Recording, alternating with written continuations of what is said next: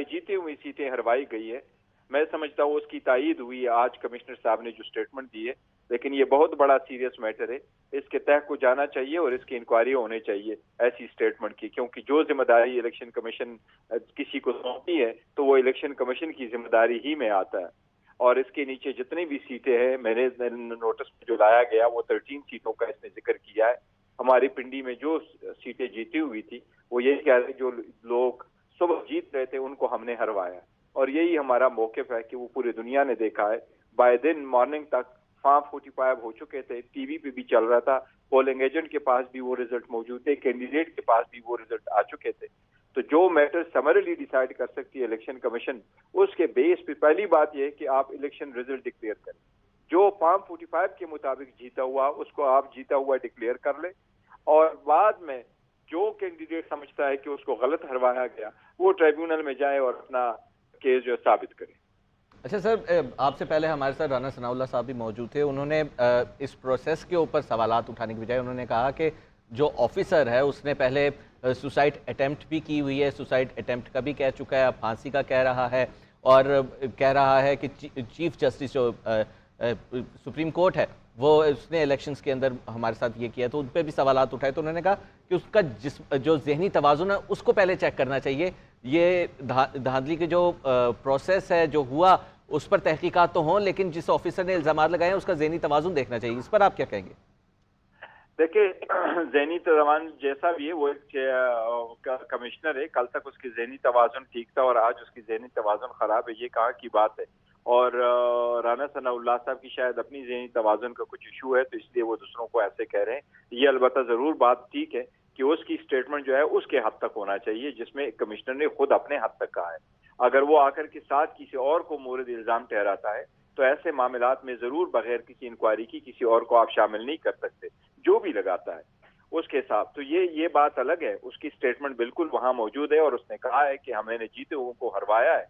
तो जो जीते हुए हरवाया है वो तो इस बात की तकदीर है, इससे सिर्फ अकेला नहीं, आप अपने स्टेशन को उठा ले, आप बाकी टीवी स्टेशन को उठा ले, आप किसी भी लूजिंग कैंडिडेट का उठा ले और उनको पूछे कि इस पोलिंग स्टेशन के आप मुझे फॉर्म 45 दे दे, और फिर फॉर्म 48 से उसको टैली कर ले कि कौन जीत रहा है। तो जीता हुआ अगर कोई हरवाता है तो वो चाहे वो टापा लगवाने की करवा रहा है, बाद में वो उसको चेंज करता है, लेकिन रिजल्ट में से कुछ रद्द बदल तो जरूर हुआ है, और हमने तो इतना मांगा है जितने कि हमने फैक्ट्स फिगर दिए हैं। अच्छा सर, ये बताइएगा कि एक जानिब इलेक्शन कमीशन की जानिब से कहा गया है कि डिवीजन का कोई भी कमिश्नर ना तो डीआरओ है, ना आरओ या प्रिजाइडिंग ऑफिसर होता है, ना ही इलेक्शन के कंडक्ट में इसका कोई बराह रास्त किरदार होता है। तो इलेक्शन कमीशन कह रहे थे कि जो कमिश्नर रावलपिंडी है उनका तो इलेक्शंस के उसके अंदर इनेकाद के अंदर कोई किरदार ही नहीं है, ना कोई डायरेक्ट उन्होंने इस पर कुछ कंडक्ट करना है इलेक्शन के ऊपर, ना इलेक्शन कमीशन ने कोई हुक्म दिया है उनको। यही मैंने कहा है कि अगर इलेक्शन कमीशन ने उसको जिम्मेदारी सौंपी है तो फिर उसकी रिस्पॉन्सिबिलिटी बनती है।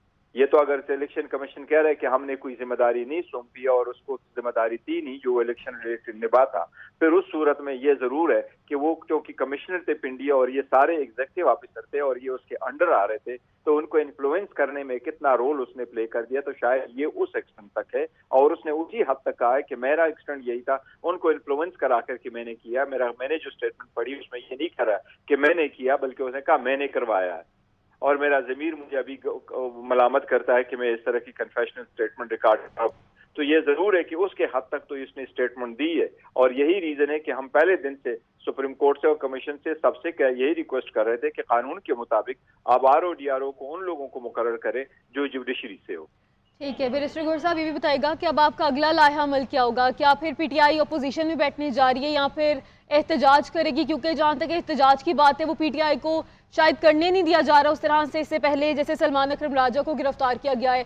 तो क्या आपको लग रहा है कि आपके पास वाहिद ऑप्शन सिर्फ एहतजाज करना और अपोजिशन में बैठना, या फिर पीटीआई का अभी कोई नया लाया अमल भी आएगा?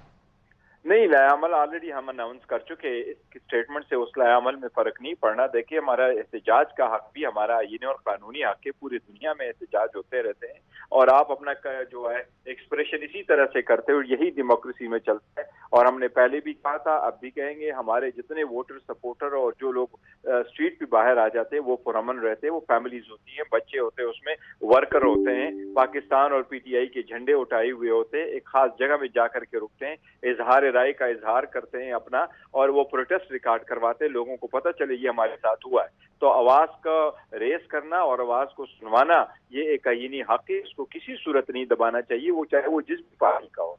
तो वो वक्तन फवक्तन हमने जो कॉल दी है, लास्ट संडे को दिया था, ये भी दिया है, एक स्पेसिफिक पीरियड में एक स्पेसिफिक जगह पे है, लोगों को कोई किस्म हर किस्म की तकलीफ से बच के ये उन्होंने एहतजाज करना है, और वो हम इंशाअल्लाह करते रहेंगे एज एंड व्हेन हमारे कायद जो इमरान खान साहब डायरेक्शन देंगे उसके मुताबिक प्रोसीड करेंगे। लेकिन जहां तक इस बात का ताल्लुक है हुकूमत, तो इससे हुकूमत पे फर्क नहीं पड़ता, वो हम पहले डिसाइड कर चुके हैं। हमारी कोशिश यही है कि हमारी जीती हुई सीटें हमारे पास वापस आ जाए।